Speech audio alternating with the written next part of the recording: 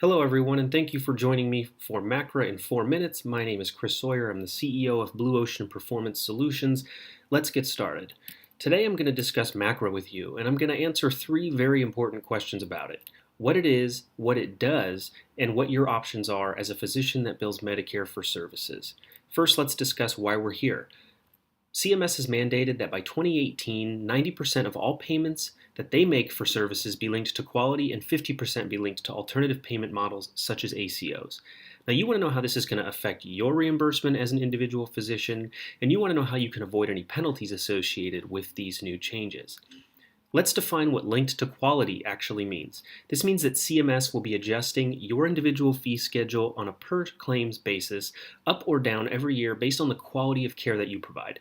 Now, you're probably asking yourself, don't we do some of this already?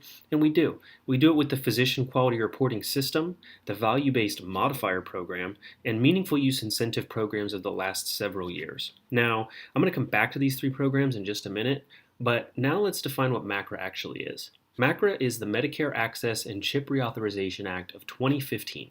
It was signed into law in April of last year. The major thing that it does is it repeals the Medicare Part B Sustainable Growth Rate, or SGR. You may have heard of this, and it replaces it with 0.5% increases on fee schedules annually through 2018. So the SGR program was here for several years. It didn't work in the way that it was originally thought that it would. So boom, it is now gone. So back to the 3 programs I mentioned just a few seconds ago.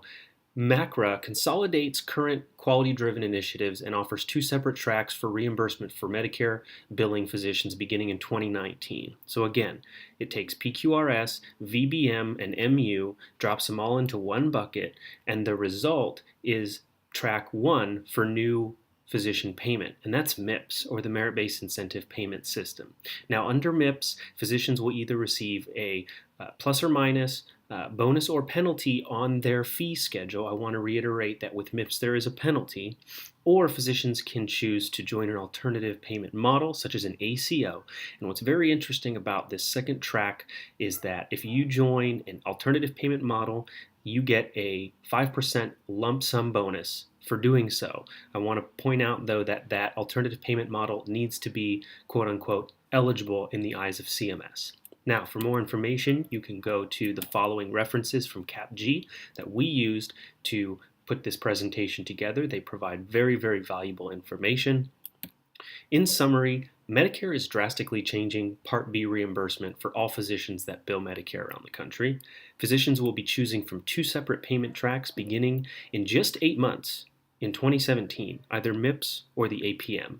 I want to point out that the MACRA performance benchmark year is, again, 8 months away. So starting in 2017, that is the year that Medicare is going to use to base reimbursement changes that begin January 1, 2019. That's very important to remember. These changes are going to drastically increase physician ACO participation around the country. That is the stance that we at Blue Ocean Performance Solutions are taking. We believe physicians, the majority of them, are going to say, you know what, alternative payment model seems like a better option. Track 2 seems easier rather than having to implement similar requirements in my office by myself. And as a result, and in turn, this will increase demand for physician report around these changes drastically.